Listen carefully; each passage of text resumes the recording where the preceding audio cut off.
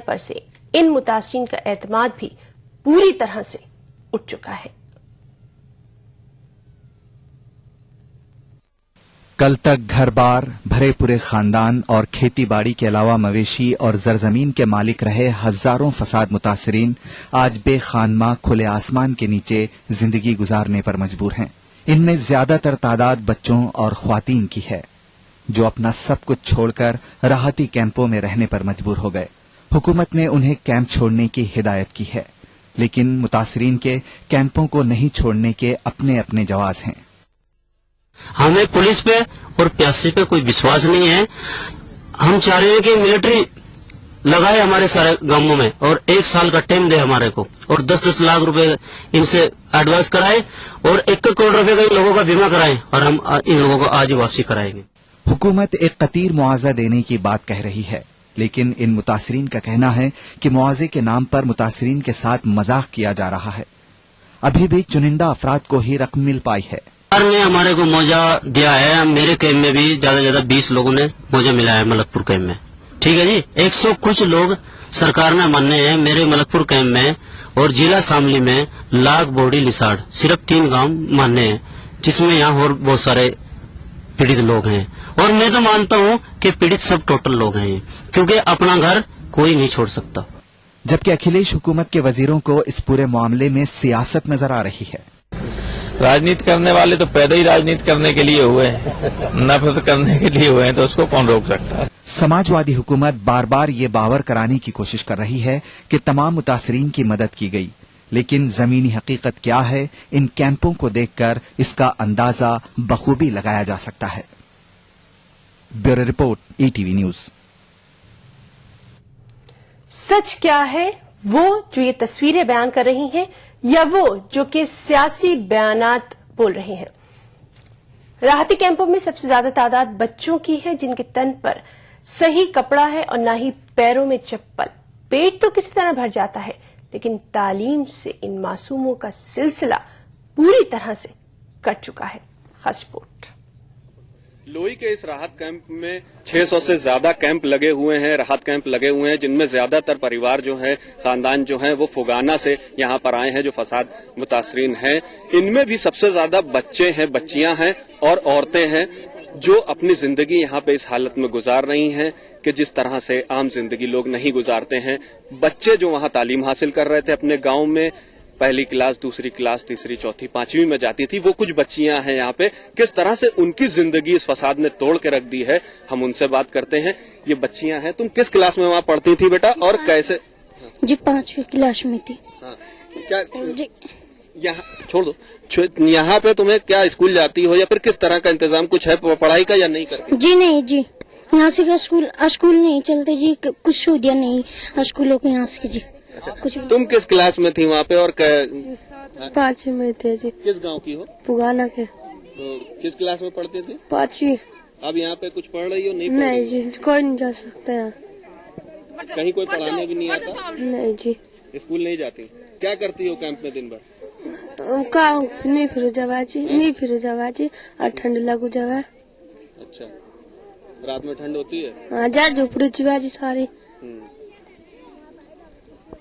बहुत सारे ऐसे बच्चे हैं यहाँ पे, कुछ छोटे बच्चे हैं जो इस लायक नहीं है कि स्कूल जाए, वो यहीं पे कैंपों में अपनी जिंदगी बसर कर रहे हैं।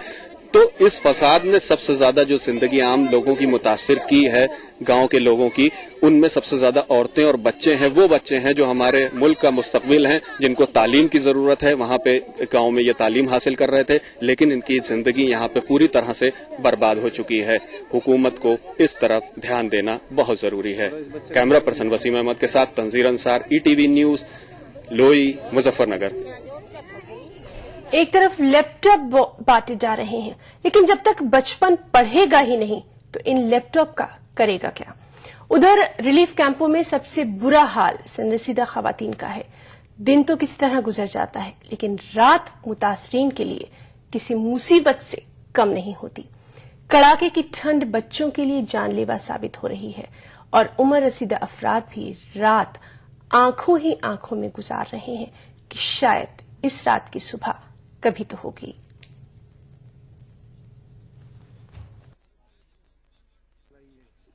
फसाद की दहशत ने मुतासरीन की जिंदगी ही तबाह नहीं की बल्कि उनके हौसलों को भी तोड़ दिया है।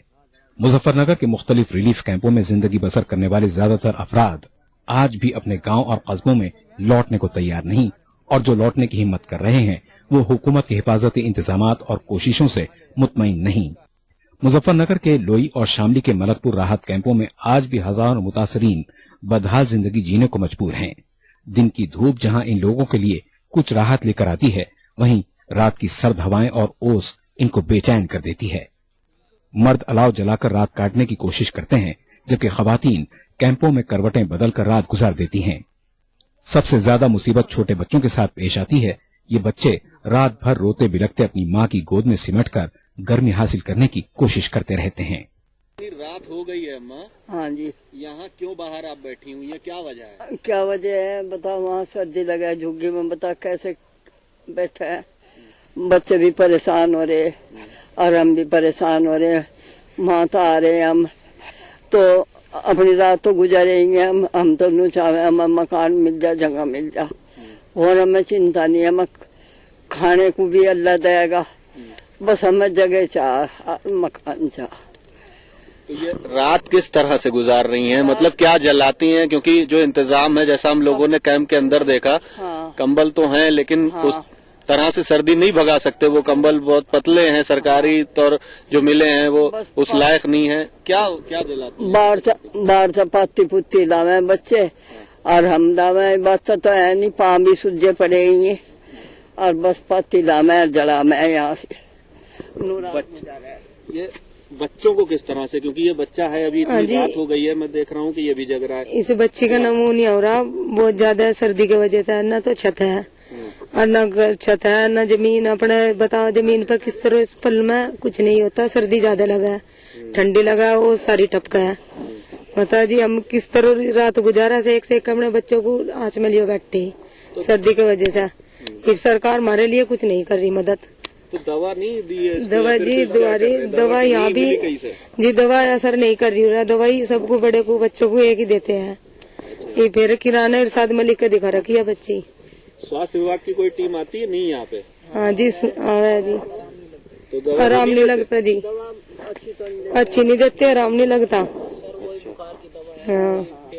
हाँ जी, और कंबल वगैरह ऐसे कंबल वगैरह से दया बिल्कुल ही, सरकार तो कुछ मदद ही नहीं कर रही। ये बड़े बड़े बेचारे मुसलमान भाई हैं, थोड़े थोड़ी सी मदद कर रहे बेचारे, इनके आसान है, और सरकार तो कुछ मदद नहीं कर रही है। आप लोग तो सरकार कह रही है कि आप लोग अपने घर क्यों नहीं चले जाते? यहाँ कैंप घर को कर चले जा, बता हमें मारेंगे, हम मरने के लिए जाएंगे वहाँ, हम नहीं जाते अपनी जान बचाने के लिए, तो हम भाग का है वहाँ था घर तक बेघर हो गए हम, और फिर हम वही फांसी में, तो हमारे भाई मुसलमानों को काट दिए, फिर काटेंगे, हम नहीं जाते। आता है यहाँ पे आपकी सुध लेने, पूछने, कुछ करने कि नहीं आता? आवे जी, सुन के कोई बात नहीं करता, अपना चले जाओ। कुछ मुआवजा जो देने की बात की जा रही थी, मिला नहीं मिला? नहीं जी, कुछ नहीं मिला। और बच्चों के नाम के बीमार हो रहे, उनके नाम के भी पैसे नहीं दिए किसी ने। इन कैंपों में सरकारी इमदाद के नाम पर कुछ वक्त पहले कंबल तकसीम किए गए थे, जो इंतहाई नाकाफी थे।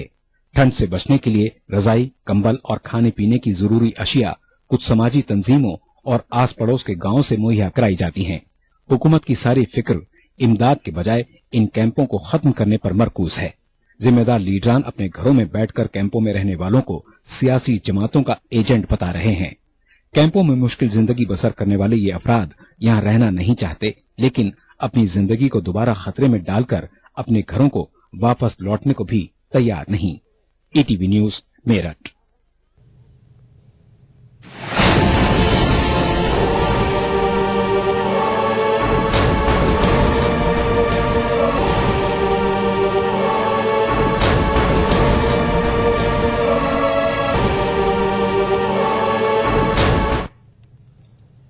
तो नाज़रीन, ये थी मुजफ्फरनगर के राहत कैंपों की जमीनी हकीकत। दिन तो किसी तरह गुजर जाता है, लेकिन ठंड की कड़ाके की रात किसी कयामत की रात से कम हरगिज नहीं। रुक करेंगे कुछ और खबरों का। आंध्र प्रदेश स्टेट अकलियती कमीशन ने हुकूमत आंध्र प्रदेश को अकलियतों की जानमाल की हिफाजत के लिए कानून साजी की सिफारिश की है। इस सिलसिले में कमीशन ने माहिरीन कानून की मदद से एक तजवीज तैयार की है और इसकी एक कॉपी हैदराबाद में मुकीम सदर जमहूरिया प्रणब मुखर्जी को पेश की। कमीशन के चेयरमैन आबिद रसूल खान का मानना है कि मरकज की जानिब से कम्युनल वायलेंस बिल की मंजूरी में ताखीर के पेश नजर रियासती कमीशन ने अकलियतों की हिफाजत के लिए इस बिल की तजवीज पेश की है।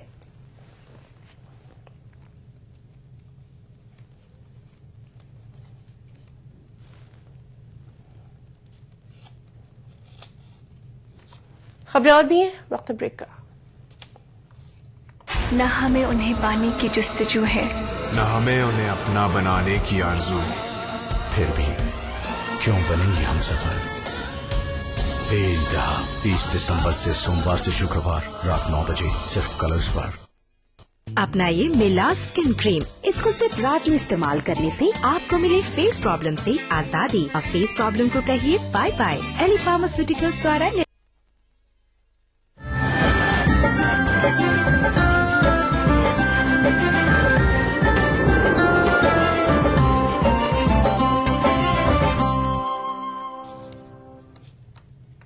ब्रेक के बाद खास बात में बात करेंगे जश्न खुसरो की। जी हां, हैदराबाद में 3 रोजा जश्न खुसरो का इनेकाद किया जा रहा है। ईटीवी के इश्तिराक से जश्न खुसरो के प्रोग्राम के बारे में हमारे नुमाइंदे अनुसुर रहमान ने जश्न के मुंतजिम से मजीद तफसीलात जानने की कोशिश की। देखिए जश्न के कन्वीनर मुजफ्फर वली सूफी के साथ हमारे नुमाइंदे की खास बातचीत। अमीर खुसरो रहमतुल्लाह अलैह की तालीमात पर मुबनी 3 रोजा जश्न खुसरो का एहतमाम किया जा रहा है। इस सिलसिले में बात करने के लिए हमारे साथ मौजूद हैं इस जश्न के कन्वीनर मुजफ्फर अली सूफी साहब। मुजफ्फर साहब, सबसे पहले हमें ये बताएं कि ये जो जश्न हो रहा है हैदराबाद में, इसके अगराज और मकासद क्या हैं? ख्वाजागाने चिश्त के हालात और ख्वाजागाने चिश्त के तालीमात को अवाम में लाना है और ख़ास तौर पे जो ख्वाजागाने चिश्त की जो काम रहा है और इसमें ख़ास तौर पर अमीर खुसरो का जो काम रहा है वो कौमी एकजहती के लिए बहुत काम हुआ है उनका। तो यहाँ हज़रत अमीर खुसरो के जो मुसलमान हजरात तो जानते हैं बेहतर, उनको जो खानखाई निज़ाम से वाबस्ता हैं वो भी लोग भी यहाँ जानते हैं, मगर हमारा इस जश्न 3 रोजा जश्न का मकसद ये है कि जो नॉन मुस्लिम्स हैं उन लोगों को उन तक ये पैगाम पहुंचाए जो हमारे बुजुर्गान दीन जो कौमी एकजहती के लिए सूफीज़म की तरवीज के लिए जो खिदमत अंजाम दिए हैं उसको बनाना और उन तक वो पैगाम पहुंचाना है। ये 3 रोज का प्रोग्राम है, तो पहले और दूसरे और तीसरे दिन किस तरह आपने इस प्रोग्राम को ऑर्गेनाइज किया है? ये 3 रोजा जश्न जो मजलिस चिश्तिया, ऑल इंडिया मरकजी मजलिस चिश्तिया एक बहुत खदीम ऑर्गेनाइजेशन है जो 1956 में कायम हुई थी और उस वक्त इसके सदर अजमेर शरीफ के सज्जादा नशीन दीवान साहब थे। उसके बाद में ये यहाँ साउथ में बहुत काम किए, बुजुर्गान दीन के बहुत काम किए। तो इसी अंजुमन के तहत ऑल इंडिया मरकजी मजलिस चिश्तिया के तहत ये 3 रोजा जश्न का एहतमाम हम कर रहे हैं। इसमें पहले रोज जुबली हॉल में 28 दिसंबर को सुबह 10:30 बजे सेमिनार होगा जिसका नाम हम तजवीज किए हैं, रखे हैं तस्करे खुसरो।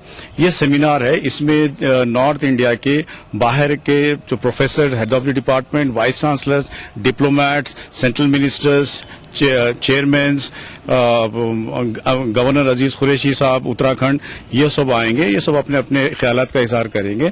और मौजूद क्या होंगे? मौजूद ये हजरत अमीर खुसरो के मुख्तलिफ जो पहलू है, जो उनकी मुख्तलिफ जो खिदमात है, जो उनके इजादात है जैसे सितार, तबला, हारमोनियम, तबला और उनके जो लोकगीत है, उनके जो कलाम है, जो हिंदवी के ऊपर उनका जो काम है, जो उर्दू की जो ईजाद की गई है और उनके जो काम है 13वीं सदी में इस्लामिक कल्चर और इंडियन कल्चर को जिस तरह से जो सो मिला करके एक नया कल्चर देने की कोशिश की और कौमी एकजहती के लिए जो उनका प्याम था, उनका काम था हमजहती।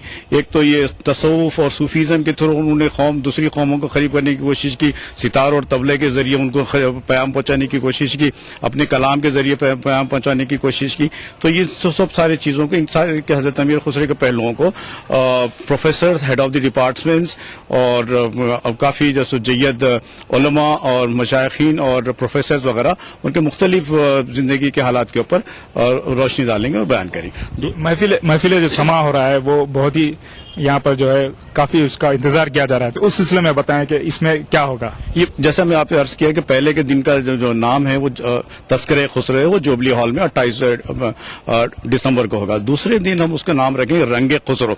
ये ललिता कला तोड़ों में 6 बजे इसमें दिल्ली के मशहूर फनकार उस्ताद हजरात इसमें अपना फन का मुजाहरा करेंगे। उसमें टर्की के भी लोग हैं, उसमें अमेरिका भी से लोग आ रहे हैं, उसमें पाकिस्तानी खवाल भी होंगे और उसमें एक जो क्लासिकल के भी जैसा कि धनुंजय कौल है, एक बड़ा नाम है क्लासिकल उसमें गायकी में उनका बहुत बड़ा नाम है। ये हजरत अमीर खुसरो का ही प्याम यहाँ पर उनका ही काम और उनके राग रागनियों को पेश करने की कोशिश करेंगे और सितार और तबले की जो उसमें जुगलबंदी होगी उसमें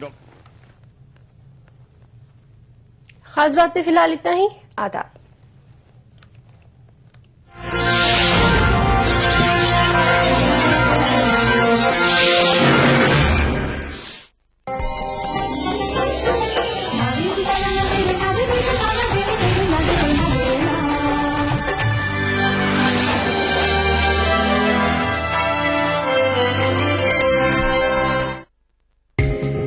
ईटीवी उर्दू पर अगला प्रोग्राम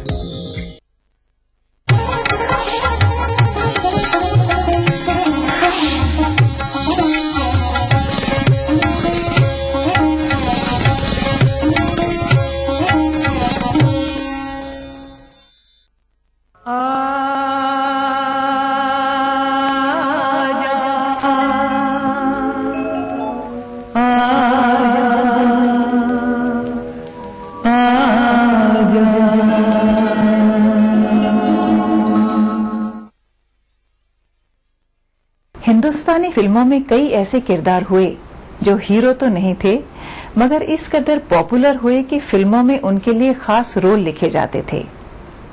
यहाँ तक कि उन पर गाने भी फिल्माए गए जो खूब चले। ऐसे ही एक एक्टर हुए जॉनी वॉकर, जिनका असली नाम था बदरुद्दीन जमालुद्दीन काजी।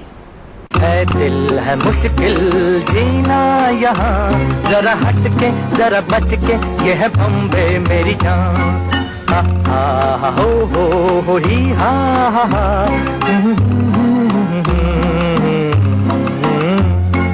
है दिल है मुश्किल जीना यहाँ, जरा हट के जरा बच के, ये है बम्बे मेरी जान।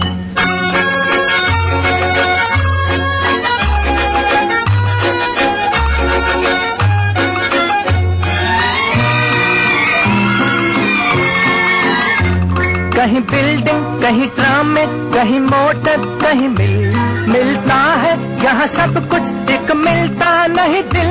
कहीं बिल्डिंग कहीं ट्राम में, कहीं मोटर कहीं मिलता है यहाँ सब कुछ, एक मिलता नहीं दिल। इंसान का नहीं कहीं नाम और निशान, जरा हट के जरा बच के, ये है बॉम्बे मेरी जान। दिल मुश्किल जीना यहाँ, जरा हट के जरा बच के, ये है बॉम्बे मेरी जान।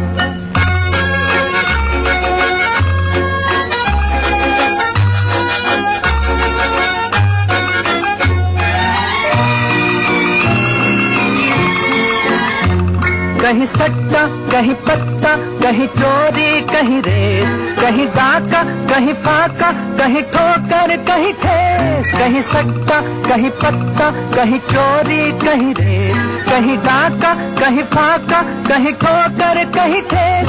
बेकारों के है कई काम यहाँ, जरा हट के जरा बच के, ये है बॉम्बे मेरी जान।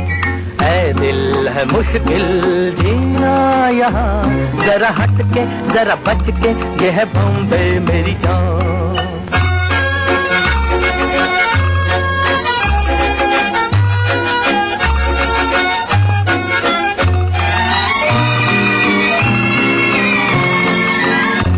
बेघर को आवारा यहाँ कहते हंस हंस, खुद काटे गले सबके कहे इसको बिजनेस।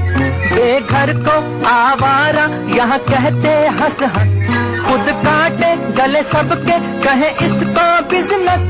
एक चीज के है कई नाम यहाँ, जरा हट के जरा बच के, ये है बॉम्बे मेरी जान।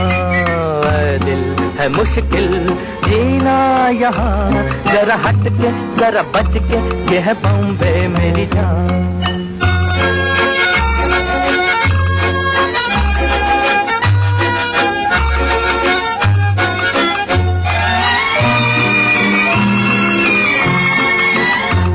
बुरा दुनिया वो है कहता, ऐसा भोला तो न बन, जो है करता वो है भरता है यहाँ का ये चलन। बुरा दुनिया वो है कहता, ऐसा भोला तो न बन, जो है करता वो है भरता है यहाँ का ये चलन। दादागीर नहीं चलने की यहाँ, ये है बॉम्बे, ये है बॉम्बे, ये है बॉम्बे मेरी जान। जॉनी वॉकर ने लगभग 300 फिल्मों में काम किया, जिनमें से ज्यादातर कॉमेडी रोल थे। जॉनी वॉकर को कॉमेडियन का रोल करने में कोई खास एफर्ट नहीं करना पड़ा, क्योंकि वो फितरत से ही खुश अंदाज थे। इसी खुश मिजाज तबीयत की वजह से जॉनी वॉकर को फिल्मों में काम करने का मौका मिला। कहा मेरा जिगर गया जी, अभी अभी यही था किधर गया जी। किसी की यादों में मर गया जी, बड़ी बड़ी अखियों से डर गया जी। अरे जाने कहा मेरा जिगर गया जी, अभी अभी यही था किधर गया जी। किसी की यादों में मर गया जी, बड़ी बड़ी अखियों से डर गया जी।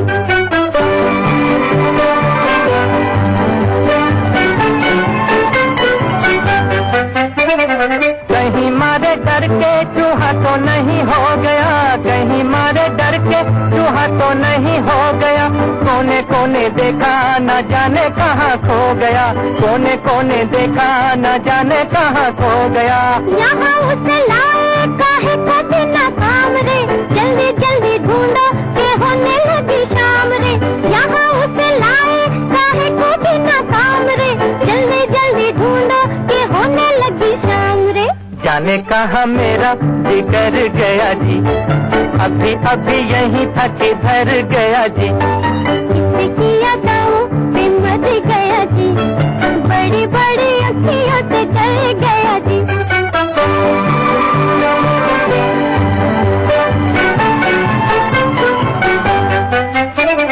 कोई उल्फत की नजर जरा फेर दे, कोई उल्फत की नजर जरा फेर दे। ले ले दो चारा ने जिगर मेरा फेर दे, ले ले दो चारा ने जिगर मेरा फेर दे। ऐसे नहीं चोरी खुलेगी तकरार से, चलो चलो थाने बताए जमादार से। ऐसे नहीं चोरी खुलेगी तकरार से, चलो चलो थाने बताए जमादार से। जाने कहा मेरा जिगर गया जी, अभी अभी यही था किधर गया जी।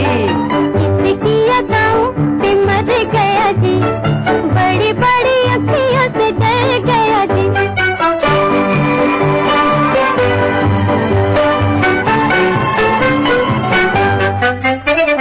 सच्ची सच्ची कह दो दिखाओ नहीं चाल रे, सच्ची सच्ची कह दो दिखाओ नहीं चाल रे।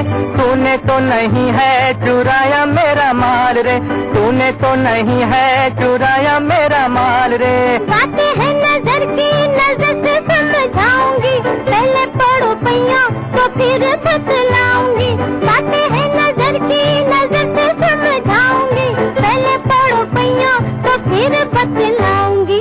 जाने कहा मेरा जिगर गया जी, अभी अभी यही था किधर गया जी। किसी की यादों में मर गया जी, बड़ी बड़ी अखियों से डर गया जी। हिंदी फिल्मों के बेस्ट एवर कॉमेडियन कहे जाने वाले जॉनी वॉकर पर बना ये एपिसोड जारी रहेगा एक छोटे से ब्रेक के बाद।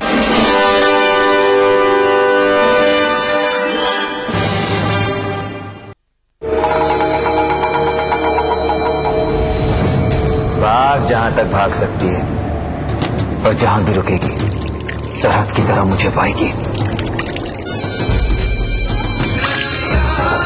रंग रसिया 30 दिसंबर से सोमवार से शुक्रवार रात 9:30 बजे सिर्फ कलर्स पर।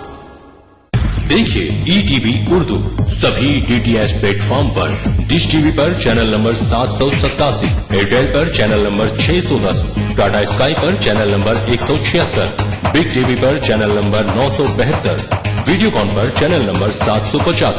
देखिए आपका अपना चैनल और भी बेहतर क्वालिटी में। यार अब जमाना मुझको मिटाता है किस लिए, लोहे जहां पे हरफे मुकर्रर नहीं है। सब कहाँ कुछ लालो गुल में नुमाया हो गई, खाक में क्या सूरत होगी कब नहा हो। दिल भी तो है ना संगो खिश्त। गालिब उर्दू क्लासिकल रवायत के वो शायर हैं जिन्होंने अपनी गजलों में सबसे पहले हमें रोजगार की तरकीब रोशनास कराई। कौन जीता है तेरी जुल्फ के सर होने तक। अजीम शायर मिर्जा गालिब को उनके यौम पैदाइश के मौके पर ETV उर्दू का खिराज अकीदत। देखिए खास प्रोग्राम तेरा बयान गालिब 27 दिसंबर बरोज जुमा रात 10:30 बजे सिर्फ ETV उर्दू पर।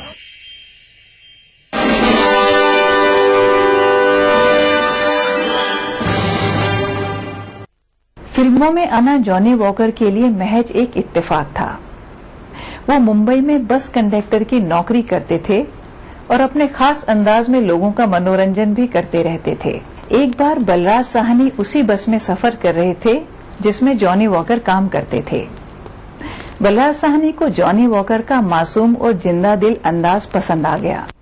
उस समय बलराज साहनी गुरुदत्त की फिल्म बाजी की स्क्रिप्ट लिख रहे थे। उन्होंने जॉनी वॉकर का पता लिया और गुरुदत्त से उनकी सिफारिश कर दी।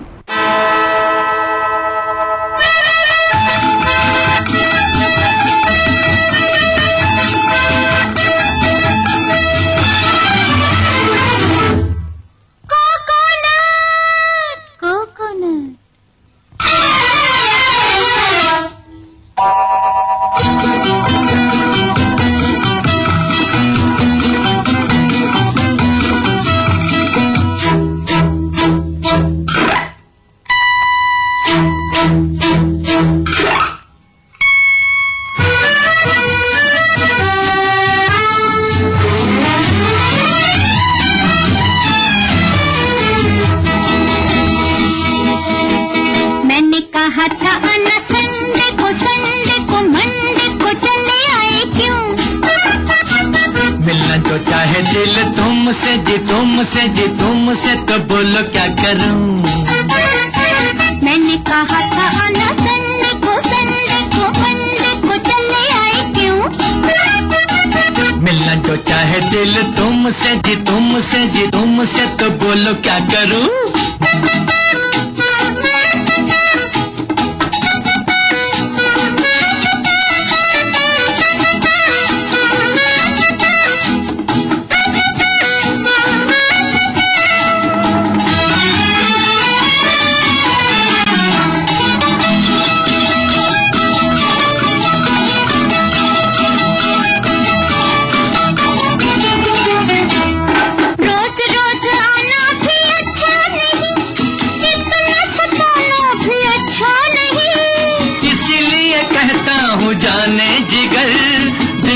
जलाना भी अच्छा नहीं।